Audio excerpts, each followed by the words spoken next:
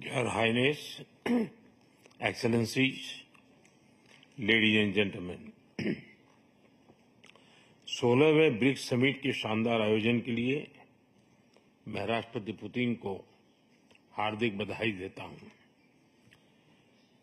और ब्रिक्स से जुड़े नए साथियों का भी एक बार फिर से हार्दिक स्वागत करता हूं। नए स्वरूप में ब्रिक्स विश्व की 40% मानवता और लगभग 30% अर्थव्यवस्था का प्रतिनिधित्व करता है।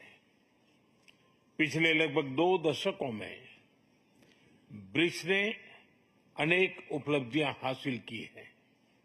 मुझे विश्वास है कि आने वाले समय में यह संगठन वैश्विक चुनौतियों का सामना करने के लिए और अधिक प्रभावी माध्यम बनकर के उभरेगा।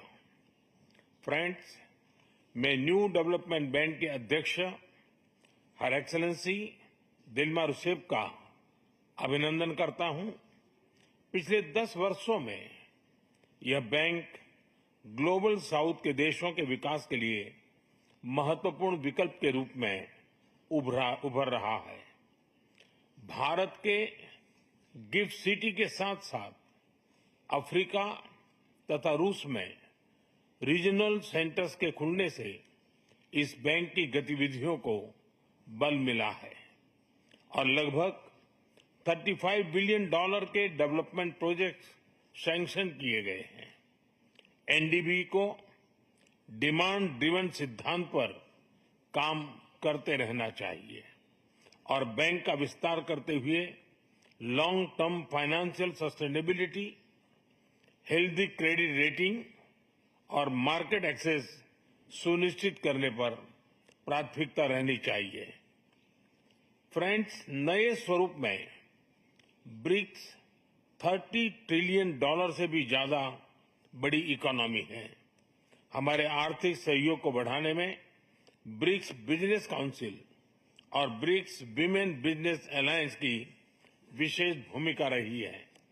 इस वर्ष ब्रिक्स के अंदर WTO reforms, trade facilitation in agriculture, resilient supply chains, e commerce और स्पेशल इकोनॉमिक जोन को लेकर जो सहमति बनी है, उससे हमारे आर्थिक सहयोग को बल मिलेगा। इन सब पहलों के बीच हमें स्मॉल और मीडियम स्केल इंडस्ट्री के हितों पर भी फोकस करना चाहिए। मुझे खुशी है कि 2021 में भारत की अध्यक्षता के दौरान प्रस्तावित ब्रिक्स स्टार्टअप फोरम इस वर्ष लॉन्च किया जाएगा। भारत द्वारा दिया गया रेलवे रिसर्च नेटवर्क का इनिशिएटिव भी ब्रिक्स देशों के बीच लॉजिस्टिक्स और सप्लाई चेन कनेक्टिविटी बढ़ाने में अहम भूमिका निभा रहा है।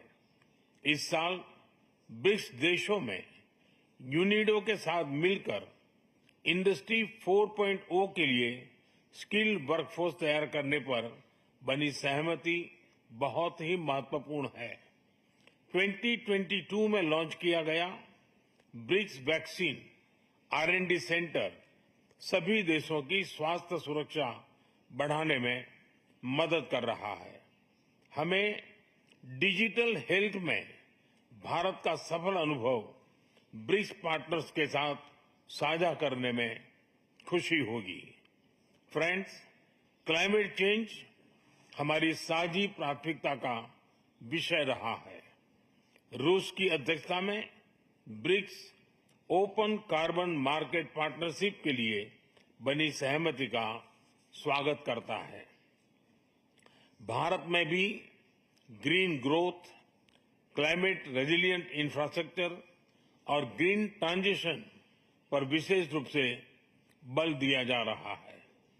International solar alliance, coalition for disaster resilient infrastructure, mission life यानी लाइफस्टाइल फॉर एनवायरमेंट, एक पेड़ मां के नाम जैसे इनिशिएटिव लिए गए हैं। पिछले वर्ष COP28 के दौरान हमने ग्रीन क्रेडिट जैसे महत्वपूर्ण पहल की शुरुआत की। मैं ब्रिक्स पार्टनर्स को इन इनिशिएटिव से जुड़ने के लिए आमंत्रित करता हूं। ब्रिक्स के सभी देशों में इंफ्रास्ट्रक्चर के निर्माण पर विशेष रूप से बल दिया जा रहा है। भारत में मल्टी मॉडल कनेक्टिविटी को तेजी से बढ़ाने के लिए हमने गति शक्ति पोर्टल बनाया है। इससे इंफ्रास्ट्रक्चर विकास के लिए इंटीग्रेटेड प्लानिंग और इम्प्लीमेंटेशन में मदद मिली है और लॉजिस्टिक कॉस्ट कम हुई है। हमारे अनुभव आप सभी के साथ साझा करने में हमें खुशी होगी। फ्रेंड्स, ब्रिक्स देशों के बीच फाइनेंशियल इंटीग्रेशन बढ़ाने के लिए प्रयासों का हम स्वागत करते हैं। लोकल करेंसीज में व्यापार और सुगम रूप से क्रॉस बॉर्डर पेमेंट से हमारा आर्थिक सहयोग सुदृढ़ होगा। भारत द्वारा बनाया गया यूनिफाइड पेमेंट्स इंटरफेस यानी यूपीआई भारत की एक बहुत बड़ी सक्सेस स्टोरी है। इसे कई देशों में अपनाया गया है। पिछले वर्ष हिज हाइनेस शेख मोहम्मद के साथ मिलकर हमने इसे यूएई में भी लॉन्च किया। अन्य ब्रिक्स देशों के साथ भी इसमें सहयोग किया जा सकता है। फ्रेंड्स, भारत ब्रिक्स के अंतर्गत सहयोग बढ़ाने के लिए पूरी तरह से प्रतिबद्ध है। हमारी विविधता और मल्टीपोलरिटी में हमारा दृढ़ विश्वास हमारी ताकत है। हमारी यही ताकत और मानवता में साझा विश्वास हमारी भावी पीढ़ी के समृद्ध और सशक्त भविष्य को सार्थक रूप देने में सहयोग होगा। आज की बहुत ही महत्वपूर्ण एवं उपयोगी चर्चाओं के लिए मैं सभी का आभार व्यक्त करता हूं। ब्रिक्स के अगले अध्यक्ष के रूप में मैं राष्ट्रपति लूला को हार्दिक शुभकामनाएं देता हूं। भारत आपकी ब्रिक्स अध्यक्षता की सफलता के लिए अपना पूरा सहयोग देगा।